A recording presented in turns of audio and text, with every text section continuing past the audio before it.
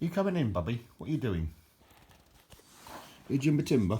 He says, I'm in, Dad. I'm in. Coming in. He says, I'm coming in. So, hello. Well, today I'd like to take a look at this, which is a very useful bit of kit, actually. It's what I would call a hot air gun. I mean, I'm full of hot air anyway, so it's all good, you know. Having this is if I can actually work out how to open the box, because I never have much luck with boxes, I must say. They tend to confound and confuse me. Maybe I can't get in there. Who knows? Maybe it opens up here. It probably does. No, it does. It opens up the top. It's a top opener. Top loader. So there you go. That's what you've got in there. Can I get it out? Can I remove it from its casings? Who knows? Let's have a go. Let's try anyway. Try with all our hardest best to remove it. And see, it looks like that. That's what it looks like. Obviously, you have to plug it in with a plug. Well, the plug I've got is a Polish plug, so it's a 2-pin. So they're 2-pin plugs in Poland. Not to be confused with this, which is actually a hairdryer, and obviously you can use that with a brush.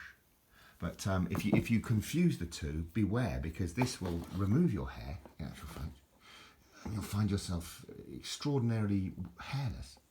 Within a few short seconds of drying your hair with this, it could be fatal, is all I can say.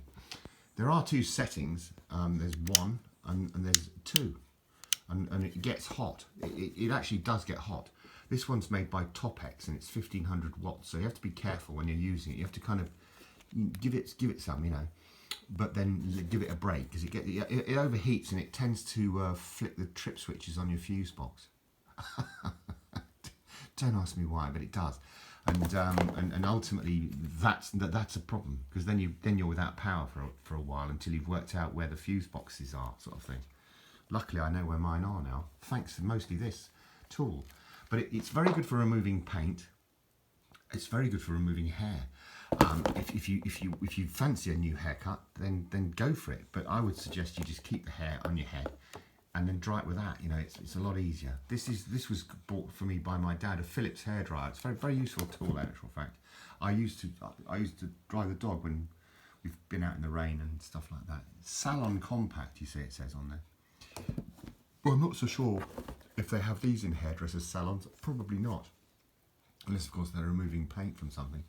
But no, it's a good bit of kit, and I can thoroughly guarantee it. Well, I can't guarantee it because obviously I don't produce them, but I can thoroughly recommend it if you want to remove old stubborn paint off a door or something like that. Good bit of gear. I bought mine in Poland, although it's actually in Russian for some reason. I don't know why. I don't know why it's in Russian. What does it say?